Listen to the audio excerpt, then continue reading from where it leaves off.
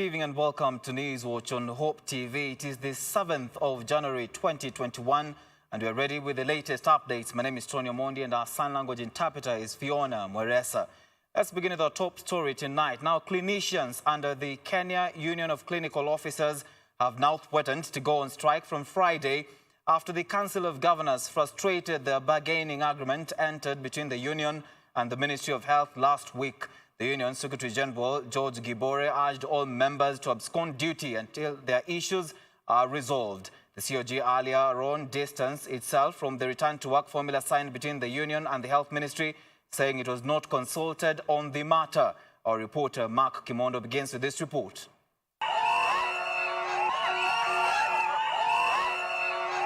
The contention between clinical officers and the Council of Governors over the return to work formula continues to intensify, with clinicians now calling on its members to down their tools by Friday over the Council of Governors' failure to sign the agreement. Addressing the media in Nairobi, Kenya Union of Clinical Officers Chairman George Gibore has urged its members to abstain from duty until when the Council of Governors will admit to sign the document that is highlighting the doctors' demands and terms of work.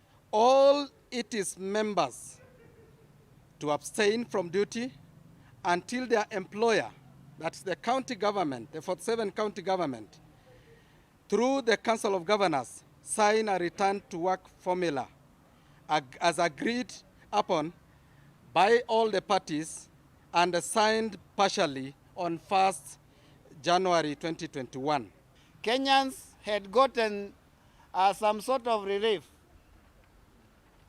But now, the Council of Governors, who we were with on the table, who we agreed upon the return to work formula that we signed with the ministry, decided to go back and insincerely lie to Kenyans that they didn't know about the contents of the return to work formula.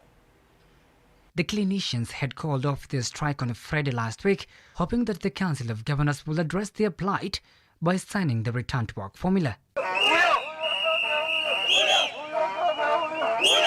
However, through a statement on Monday, COG distanced itself from the return to work formula signed by the clinicians, saying counties have no money to implement the agreement. Calling off of the strike was based on execution of the return to work formula. And so once we signed the return to work formula with the Ministry of Health, that is through the CS, the strike in the facilities under Ministry of Health was called off. But for the facilities under the 47 county governments, the strike is still in force because they never executed the return to work formula. The union has said it will conduct a nationwide peaceful demonstration on Monday of this month to further highlight their plight and cause counties to accept the agreement. The Council of Governors have decided deliberately to frustrate the clinical officer and indeed frustrate the decision of the state, the head of state, to ensure that there is normalcy in the public sector. This comes at a time when different counties have sacked medical workers who refused to resume work during the December nationwide strike. We have seen from Taita Taveta, we have seen others from Kakamega and other counties where they are victimizing our members, even after going back out of goodwill. Among these counties is Mombasa County Government, which has sacked 86 doctors, including KMPD boss Chibanze Mochonda. The sacked medical doctors failed to return to work as directed by the County Public Service Board and Health Department. However, on his part, COSO Secretary General George Gibore affirmed that health workers have sacrificed a lot, especially during this time of COVID-19 pandemic, and so the decision to demote them is unfair. Among the issues the governors are contesting include the doctor's risk allowance, which they said requires a minimum increment of between 500 and 650%. The looming strike, expected to begin tomorrow, might affect the health sector that is trying to stabilize during the pandemic period. The elapse of a 3-day strike notice given to the Council of Governors by the Kenya Union of Clinical Officers on Monday will possibly usher in a new strike tomorrow, with all KUKA members expected to flock on the roads by Monday to demonstrate over the failure by the Council of Governors to sign the return to work formula. Mark Kimondo for Hope TV, Nairobi. Deputy President William Ruto has called on leaders to support the handshake between President Uhuru Kenyatta and former Prime Minister Raila Odinga, saying the country needs peace and cohesion. He was speaking when he joined other leaders for the Requiem Mass of late Mama Hannah at Sianzale, the mother to Amani National Congress Party leader Musalia Mudavadi, at Friends Church Quakers along Ngong Road in Nairobi County. And as our reporter Dickens Luvanda tells us, leaders present also took the opportunity to raise concerns over issues affecting the country, including the BBI, health workers and farmers' plight. Deputy President William Ruto has challenged members of the National Super Alliance NASA coalition to join hands with the government for the sake of the country's unity. It is true, we are in a difficult position as a country. The DP says that the country is currently facing a hard time, and it is only wise for those who are in opposition to come on board and assist in restoring peace for the country's development and economic purposes. This coming at a time of political truce between NASA leader Raila Odinga and President Uhuru Kenyatta through the handshake, which Ruto has seemingly been opposing. This is no time to point fingers. It is time for us to stand together as a nation so that we can confront this situation together, especially now that we are in this space of a handshake. DP Ruto was speaking during the funeral service of Mama Hannah Mudavadi, the mother of ANC party leader Musalia Mudavadi, an event that was also attended by leaders from all the political divide, including NASA partners Kalonzo Musyoka, Moses Wetangula and Musalia Mudavadi. I want to ask us as leaders to find the place and the space where we can all work together. I agree with everything that has been said about unity. Wetangula had asked Ruto to address all the issues bedeviling Kenya, from health workers to farmers' plight, with Ruto saying it will be unfair for the opposition to apportion blame on the government for the challenges facing the country. It will not be fair to you guys who now, we speak, all of us. Musalia speaks to the president as much as I do. Kalonzo speaks to the president as much as I do. Weta the same, Agwambo the same. So because we are now all talking together, I think it's only fair that we manage this situation together without saying it is you guys. Mimi nawasihi kama viongozi mjitolee kufikiria pamoja. Mbinu gani zitaleta uzinduzi ambao unakomboa uchumi without the pre-existing injustice and inequalities that came before COVID.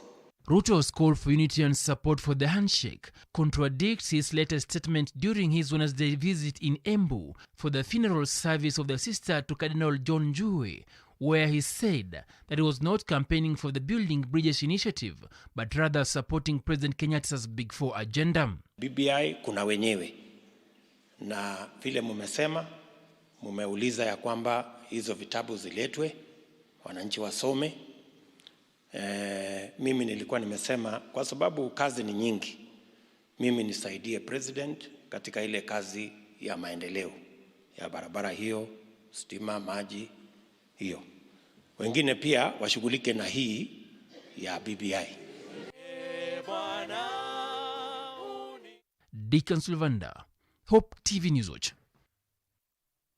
Moving on, the High Court has now barred the Independent Electoral and Boundaries Commission, IEBC, and the Ethics and Anti-Corruption Commission, EACC, from commenting on the suitability of former Kiambu Governor Ferdinand Waititu in contesting for the Nairobi gubernatorial seat.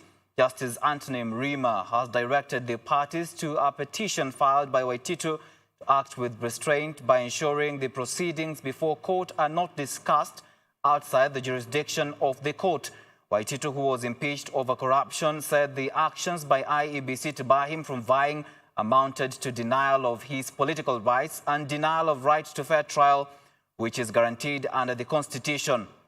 The judge further directed IEBC and EACC to file their responses to the petition where Waititu sued the agencies for attempting to bar him from contesting in the gubernatorial by-election in Nairobi County. He moved to court in December, saying IEBC chairperson Wafula Chebukati barred him from running for the seat on grounds that impeached individuals cannot run for an elective seat.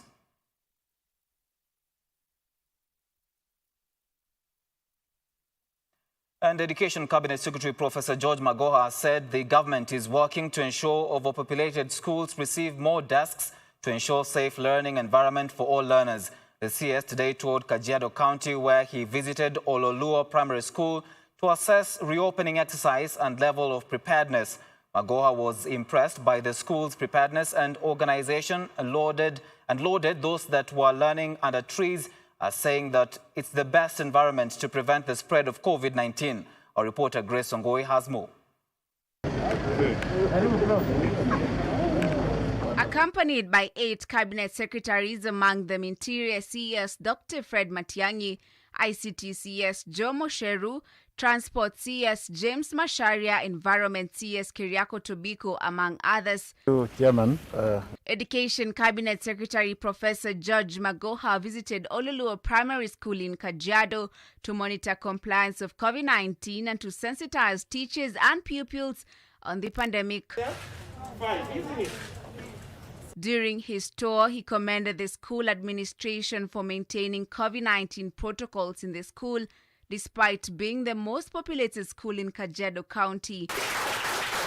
Magoha has often called on school heads to find innovative ways to maintain social distancing. He commended the already coordinated class that was taking place under a shade of trees in the school. This even as Kenyans have castigated the ministry for preferring shades at a time when government should be constructing more classrooms for learners. This even as the government had 9 good months to prepare for the reopening. the best classroom here today is that classroom under that tree. And the reason is very simple. Trees add oxygen to the air and take away carbon dioxide. And so as far as children are concerned, that is the best classroom.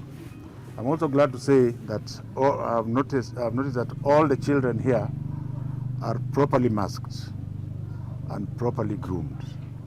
Even though you can say social distancing is a challenge, it has not stopped us from delivering the services. I hear it in the media, some of us were ridiculing the fact that our kids are learning in trees and in green spaces. It's nothing unique about it. It's happening across the country and across the world, in the US, in the UK. It is the in thing now to do. Promising to visit the school again to offer more support as the government intends to do with all the overpopulated schools across the country, Magoha says he will check in to see if more desks can be distributed to the school, as well as looking into receiving sanitary towels to be given to the girls in the school. I don't want to say much because I'll come back to this school because I've been told that the head teacher is one of the most transformative teachers. Therefore, the government is going to support this school in line with the way it is supporting all other large schools, which will have a second look at the desk situation. And if they require more desks, they will get proportionate desks. Interior Cabinet Secretary From now on, Fred Matiang'i, who was also present, commended the input of the Kajiado North NGCDF on the education sector, especially in the construction of more classes. Environment CS Kiriako Tobiko committed to make the school greener to provide suitable learning environment to the students. So we have agreed to, as a ministry, to work with the ministry to ensure that this school becomes a green school. Work with them. Now, water is going to be provided. I think that directive has already been issued to establish a forest, a nursery, and ensure that they have green spaces for these present students and future students. Grace Ongoi, Hope TV News Watch. Our Central Regional Commissioner Wilfred Nyagwanga says the provincial administration has been mobilized to ensure about 5% of students who have not yet reported to school in the central region are traced and taken back to school. Speaking when he accompanied Principal Secretaries Nicholas Muraguri of Lands and Professor Fred Segor of Tourism for a tour of schools in Nyandarua to assess preparedness in dealing with COVID-19, the regional commissioner said the region has recorded 95% turnout since Monday. Professor Segor said the government has given clear instructions to all officials to ensure 100% turnout as schools reopen. We'll be able to ensure that all pupils and the students, both primary, secondary, that they have to go back to school. And we are going by now, we are talking about the entire region is over 95% have come back to school. The few percentage that is remaining, we are moving up. By the end of the week, we shall be able to have clocked the 100%. About those issues of maybe some pupils have got pregnancy, we have said that everybody is supposed to go to school. Those are the challenges in time, but we shall make sure that everybody who is supposed to to go to school is going back to school. And we are working with the parents.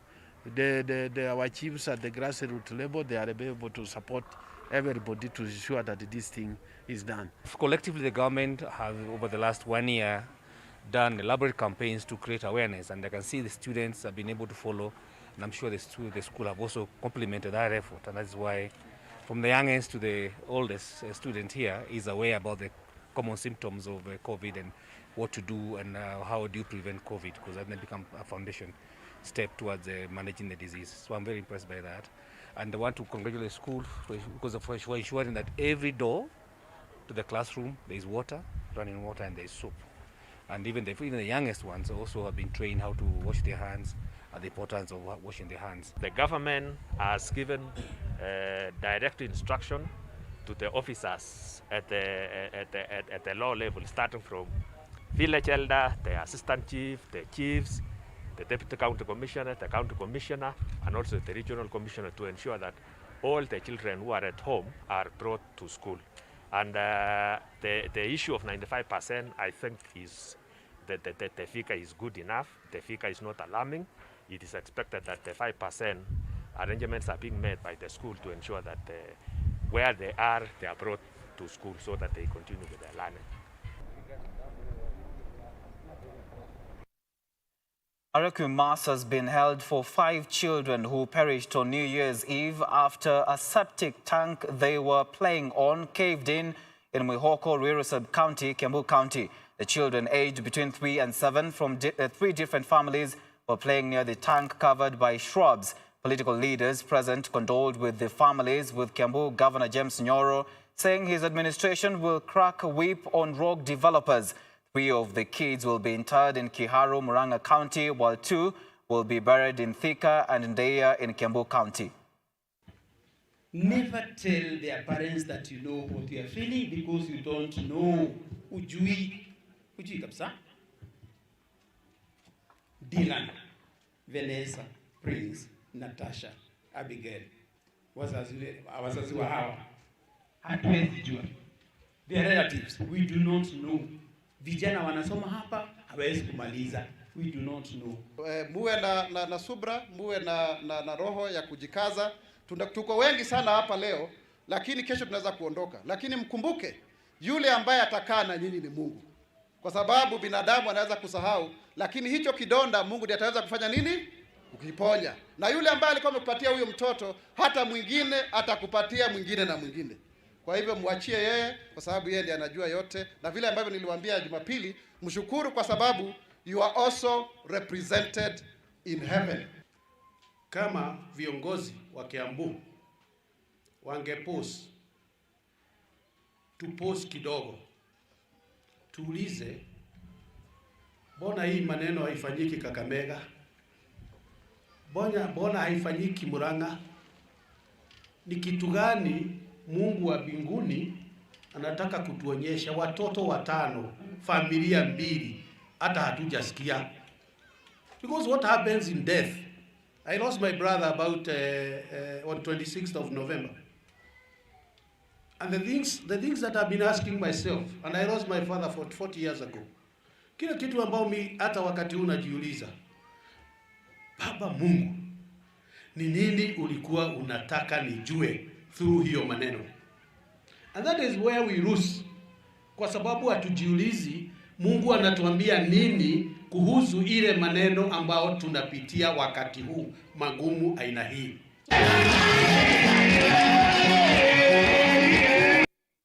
Right, News Watch now takes a short break. We still have more lined up for you. Stay with us.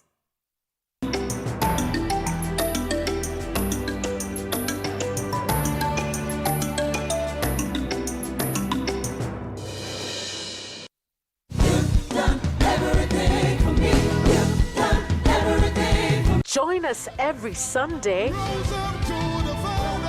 for unlimited,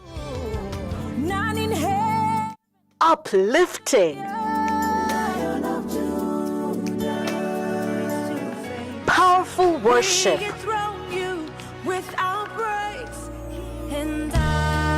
only on Extended Worship.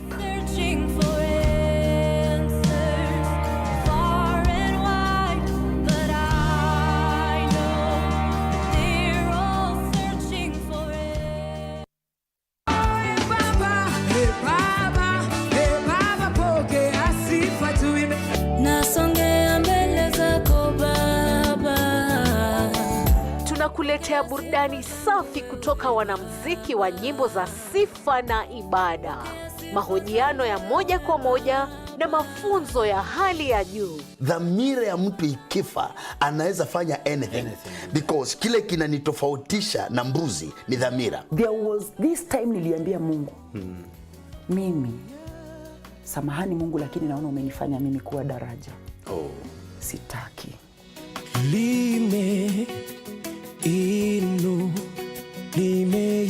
Ni mahali pa uchipuzi na ulezi wa vipaji.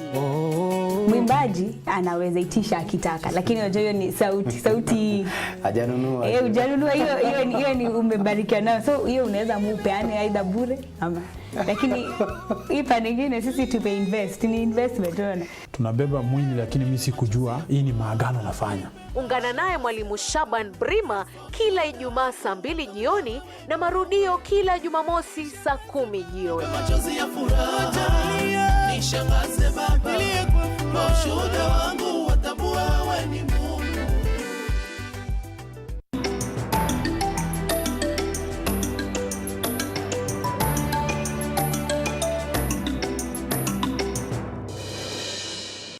Welcome back to News Watch. Kiambu Governor James Nyoro says the county is fully behind the Building Bridges Initiative, BBI, despite opposition from a section of leaders in the county led by Gatundu South MP Moses Kuria and nominated Senator Isaac Mwaura. Nyoro, while speaking during a requiem mass of 5 Kiambu kids who fell in a septic tank, said he's not aware of those opposed to the BBI in Kiambu County, but the initiative seeks to increase constituencies and development projects across counties. Hasla! Mimi ni hasla number 1. Sisi ndio tulitoa Waitito hapa Kiambu. Ndio Gavana Nyoro akaketia kiti. So ukicheza na mimi unacheza na moto. Hata jana watu wengine walikuwa wameandika barua ya kunitoa, si ndio? Walipoona moto wakarudi wakaondoa hiyo kitu. President tunampenda sana. Yeye ndiye alininominate. Na mimi alinipatia kazi nimwambiange ukweli. Hakunipatia kazi niwe na mudanganya kama Kakuyo hapa. Yes. Mheshimiwa Jangu ameongea vizuri sana hapa. Amesema BBI kuna mambo mazuri, lakini kuna mambo mengine mabaya huko ndani. Nataka kuwaambia kama vile Mheshimiwa Senator anasema, sasa ile vita wanapigana hapa ni ya viti, na amesema sasa ukweli anataka hii kiti ya MP, ati mtu akianguka mtihani ana repeat. Bila BBI inatuambia hii itakatwa mara 3. Kwa hivyo wewe Mwaura utakuwa na kiti yako, King'ara atakuwa na kiti yake, Wagathogo atakuwa na kiti yake. Sasa mbona mnakataa mambo mengine mzuri, mnaenda kupigania mambo ambao hakuna? Kama ni vile pesa vile mheshimiwa hapa Jangu amesema, Equalization Fund tunapewa 9 billion ambayo 5.6 inaenda kwa mishahara. Kwa hivyo BBI inasema tutapewa over 35 billion. 5 billion itaenda kwa mishahara, 30 itaingia huku. On to COVID-19 situation in the country. 335 people have tested positive for the virus from a sample size of 5,424 tested in the last 24 hours, bringing to 97,733 the number of confirmed cases in the country. Out of the new cases, 307 are Kenyans, while 28 are foreigners, the youngest being a one-year-old infant, while the oldest is 94. According to a statement from the Ministry of Health, currently there are 536 patients admitted in various health facilities countrywide and 2,498 on home-based isolation and care.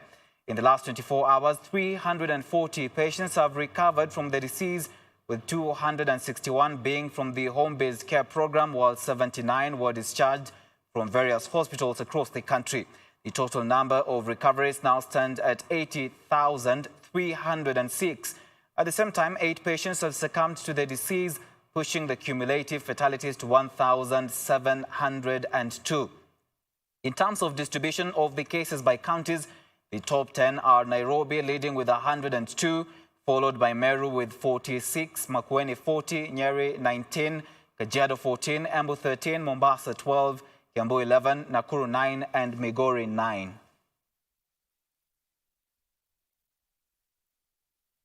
Moving on, the Executive Committee of the National Council of Churches of Kenya, NCCK, says there's need for continued investment in schools to ensure control measures are effectively implemented. The committee has urged the government to fast-track the payment and delivery of desks that were procured last year and to facilitate construction of classrooms, saying this is critical at a time the country is witnessing mass exodus from private schools. NCCK has at the same time expressed concern on the deepening crisis in the health sector and urged the Ministry of Health and the Council of Governors to quickly resolve the health workers' crisis and secure the people of Kenya. Our reporter Alice Diana tells us more.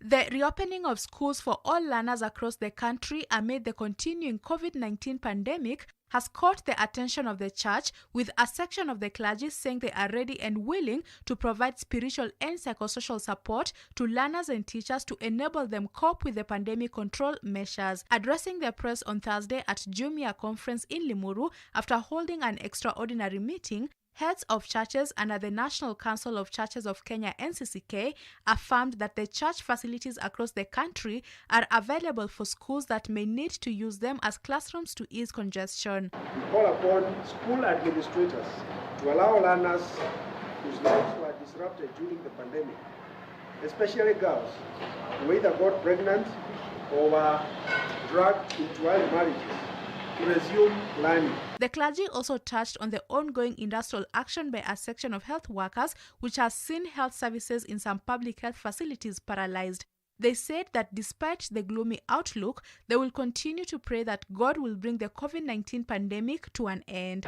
We remind the national and county governments that they have a moral and legal duty to bring to an end this spiraling industrial action by health workers.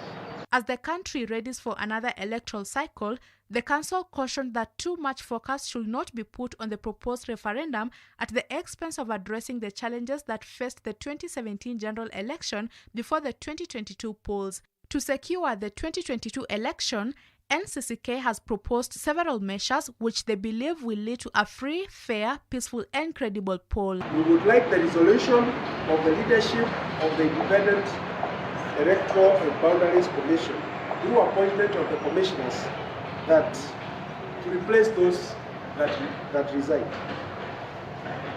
2, we would like an audit of the electoral process to identify the gaps that led to the previous concerns and shortcomings of the 2017 election.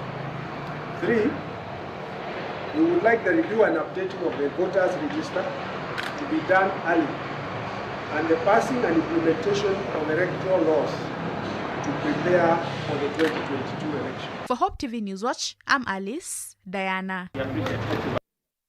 Leaders and residents of Laikipia West constituency now say there's need for a security operation to flush out bandits that have caused the residents sleepless nights. This as the area National Police reservists decried low and inconsistent pay that has seen many drop out of the program. The leaders led by Laikipia Senator John Kinyua noted the need to arm the residents with guns as disarmament of the NPR had made the area a bandits' playground. His sentiments were echoed by Olmoran MCA George Kariru, who said despite numerous attacks, no bandits have been arrested. Kwa sababu ya mambo ambayo ilifanywa na Mheshimiwa Matiang'i na Mheshimiwa Mtiambai, wakasema ya kwamba ati tayari wameanza kufanya msako nchi ya Kenya, wakaanza kutafuta hizi bunduki za NPR warudishe, ndio wafanye kitu inaitwa ballistics test pamoja na kuangalia permit certificate of good conduct ya hawa NPR. Wakasema turudishe bunduki. Mimi nikashindwa, ikiwa hizi bunduki wewe ndio ulipeana, hawa vijana wao ndio walifundishwa na serikali.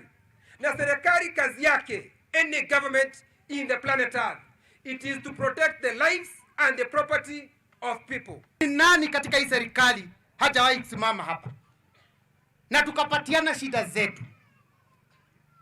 Bwana DCC, sababu huko hapa. Honestly, hii mambo na tabia ya unachukua ng'ombe na kikiumana ng'ombe zinarudi lakini mwizi harudi. What business is this? Inaweza kuwa aje sisi ambao tunatii sheria tunaambiwa don't own a gun kama huna license, and somebody else hana license ya bunduki na anaendelea kukaa nayo? Lakini wakati tulipewa hawa watu walikuwa watu 41. Saa hii wame withdraw, na nataka mjue namna hiyo, kwa sababu hiyo hii zili wame withdraw 17, wamebaki 20 na gapi? 24 wale ambao wanafanya mahesabu.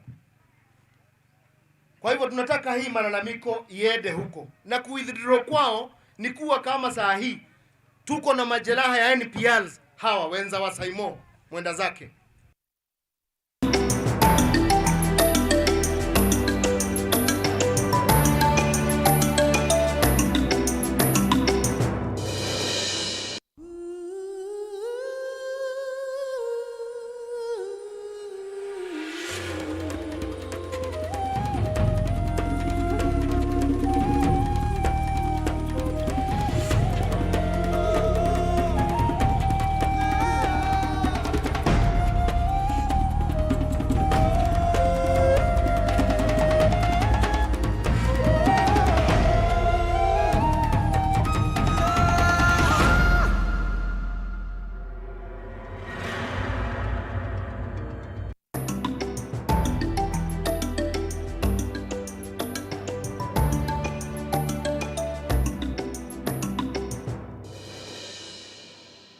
Some business news now. Coca Cola system in Kenya, in partnership with Amref Health Africa and the Nairobi Metropolitan Services NMS, has kicked off a campaign to provide COVID-19 health and safety training to restaurants in Nairobi County to help control the spread of the virus and provide a safe environment for staff and customers. The health and safety training campaign component, which is part of Coca Cola's Open Like Never Before campaign, will be rolled out in other counties earlier in the year and is also providing the outlets with personal protective equipment and garden furniture to enable them to enforce the required social distancing. We not only take care of ourselves, but we also take care of you who are handling our customers. We partnered together with the Nairobi Metropolitan Services, the Ministry of Health, and the Coca Cola Foundation to train eateries across the country on issues around infection prevention control on COVID-19. We intend to train the patrons, the managers and the waiters across these eateries so that they are able to put in measures that ensures that the COVID-19 prevention is undertaken.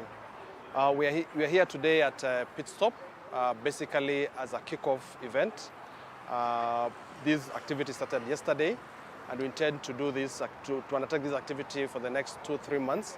In particular, we are looking at 5 major towns. We are looking at the larger Nairobi region, so it covers almost 11 sub-counties in Nairobi. We're also looking at Mombasa, which is a big town. We're also looking at Eldoret, Kisumu, and Nyeri. So these are the 5 major locations that we intend to kick off this activity, but that doesn't mean that we're ending there. We'll continue the partnership with the Coca Cola Foundation to ensure that most of the eateries in the country are ready to open up and to ensure that COVID-19 is no longer, we slow down the spread of COVID-19 within these eateries. And the government has given a 1-month notice for tea auction in the country to migrate to the electronic system where all tea will be sold. Agriculture Cabinet Secretary Peter Munya said the regulator will in a month's time inspect the auction's readiness to ensure the platform is reliable. Munya directed the Mombasa tea auction to comply with the law or license other tea trading platforms. He spoke at the Kilimo House in Nairobi where he released draft regulations on election of directors for tea factory limited companies and for the election of board members to Tea Board of Kenya. The law is very clear and unequivocal. Once we set the date, after we do these regulations, all the tea will be sold in the tea auction. And we are also asking, and in fact I have told the regulator to write to all stakeholders, informing them we have given them a notice, 1 month notice, to be ready, especially the tea auction organizer in Mombasa. We are telling them there is no prevarication on this. They should be ready within 1 month. The regulator will go down there to inspect their readiness to start auctioning all the tea that is grown in Kenya. Because all the tea grown in Kenya for export will be sold at the auction. And we want to be sure that they have a proper and technically sound electronic platform, because we want it to be sold electronically, where all the players can access. Now, looking at what is happening internationally, the U.S. Congress has certified Joe Biden's victory in the 2020 presidential election.